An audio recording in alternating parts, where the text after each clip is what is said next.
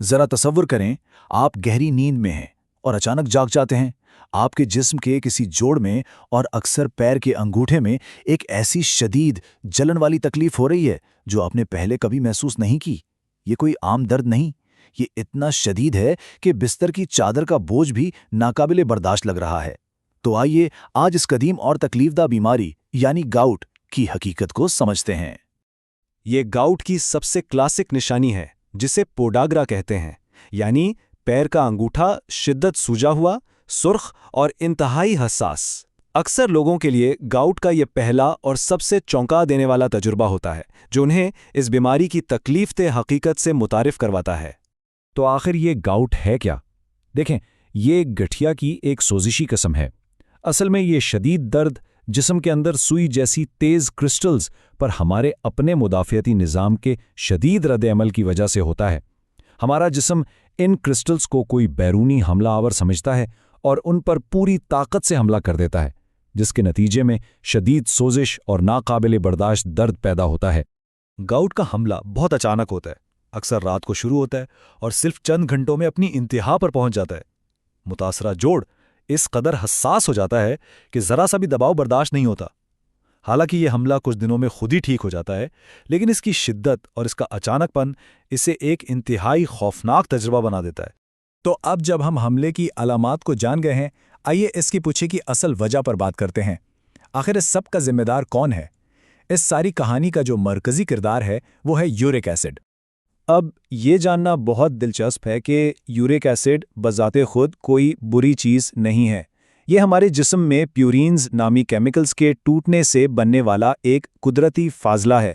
مسئلہ تب شروع ہوتا ہے جب جسم میں اس کی مقدار ضرورت سے زیادہ ہو جاتی ہے۔ جب خون میں یورک ایسڈ کی سطح بڑھ جاتی ہے تو اس حالت کو ہائپر یوریسیمیا کہتے ہیں۔ لیکن یہاں ایک بہت اہم نقطہ ہے۔ ہر وہ شخص جس کا یورک ایسڈ زیادہ ہو، ضروری نہیں کہ اسے گاؤٹ بھی ہو۔ یہ صرف ایک رسک فیکٹر ہے، بیماری کی تشخیص نہیں۔ تو سوال یہ ہے کہ یورک ایسڈ جمع کیوں ہوتا ہے؟ اس کی دو بڑی وجوہات ہیں۔ تقریباً 90% کیسز میں مسئلہ یہ ہوتا ہے کہ گردے یورک ایسڈ کو مؤثر طریقے سے جسم سے باہر نہیں نکال پاتے، اور صرف 10% معاملات میں مسئلہ جسم کا بہت زیادہ یورک ایسڈ پیدا کرنا ہوتا ہے۔ مطلب یہ کہ زیادہ تر لوگوں کے لیے یہ ایک اخراج کا مسئلہ ہے، پیداوار کا نہیں۔ آئیے اب ان عوامل پر نظر ڈالتے ہیں جو کچھ لوگوں کو دوسروں کے مقابلے میں گاؤٹ کے لیے زیادہ رسک پر ڈالتے ہیں۔ یہ جاننے سے اپنے خطرے کو سمجھنے میں کافی مدد ملے گی۔ گاؤٹ مردوں میں عورتوں کے مقابلے میں 5 گنا زیادہ عام ہے، اور اس کی وجہ یہ ہے کہ مردوں میں قدرتی طور پر یورک ایسڈ کی سطح زیادہ ہوتی ہے اور یہ سطح عمر کے ساتھ ساتھ بڑھتی بھی جاتی ہے۔ در حقیقت یہ مردوں میں سب سے عام سوزشی گٹھیا کی قسم ہے۔ دوسرے رسک فیکٹرز میں جینیات یعنی خاندانی ہسٹری اور بڑھتی ہوئی عمر شامل ہے۔ اس کے علاوہ لائف سٹائل کے کچھ انتخاب جیسے شراب نوشی، خاص طور پر بیئر اور سرخ گوشت جیسی غذائیں بھی خطرے کو بڑھاتی ہیں۔ اور ہاں، موٹاپا، ذیابیطس اور گردے کی بیماری جیسی طبی حالتیں بھی گاؤٹ کے امکان کو کافی حد تک بڑھا سکتی ہیں۔ گاؤٹ کے علاج کو ہم 2 الگ الگ حصوں میں تقسیم کر سکتے ہیں۔ پہلا مقصد ہے شدید حملے کے دوران درد اور سوزش کو فوری طور پر کنٹرول کرنا۔ دوسرا اور زیادہ اہم ایک طویل مدتی منصوبہ ہے جس کا مقصد یورک ایسڈ کی سطح کو کم کر کے مستقبل کے حملوں کو روکنا ہے۔ تو چلیے پہلے فوری ہدف پر توجہ دیتے ہیں، یعنی ایک ایکٹیو حملے کے دوران درد اور سوزش کو کیسے روکا جائے۔ اس وقت سب سے اہم چیز ہوتی ہے آرام حاصل کرنا۔ شدید حملے کے علاج کے لیے عام طور پر 3 اہم آپشنز ہیں۔ سب سے عام ہے NSAIDs، کولچسن ایک اور مؤثر آپشن ہے، جبکہ کورٹیکوسٹیرائڈز جو کہ بہت طاقتور اینٹی انفلیمیٹری دوائیں ہیں، شدید کیسز کے لیے استعمال کی جا سکتی ہیں۔ ان سب کا بنیادی مقصد ایک ہی ہے، سوزش کو کم کرنا۔ حملے پر قابو پانے کے بعد اصل کام شروع ہوتا ہے۔ اب توجہ روک تھام اور گاؤٹ کی بنیادی وجہ کو مینج کرنے پر مرکوز ہو جاتی ہے، تاکہ مستقبل میں یہ مسائل دوبارہ نہ ہوں۔ ایک حملے کے بعد یہ پیشگوئی کرنا بہت مشکل ہے کہ اگلا کب ہوگا۔ کچھ لوگوں کو برسوں تک کوئی مسئلہ نہیں ہوتا، لیکن بہت سے لوگوں کو 1 سال کے اندر ہی دوسرا حملہ ہو جاتا ہے۔ اسی لیے طویل مدتی فعال انتظام بہت ضروری ہے تاکہ بیماری کو دائمی شکل اختیار کرنے سے روکا جا سکے۔ یہ تصاویر صاف دکھاتی ہیں کہ اگر گاؤٹ کو کنٹرول نہ کیا جائے تو کیا ہو سکتا ہے۔ وقت گزرنے کے ساتھ یورک ایسڈ کرسٹلز جوڑوں کے ارد گرد جمع ہو کر ٹوفائی نامی گانٹھیں بنا سکتے ہیں۔ یہ نہ صرف جوڑوں کو خراب کرتے ہیں بلکہ ہڈیوں کو بھی نقصان پہنچا سکتے ہیں، جس سے مستقل معذوری ہو سکتی ہے۔ طویل مدتی انتظام کا ایک اہم حصہ طرز زندگی میں تبدیلیاں لانا ہے۔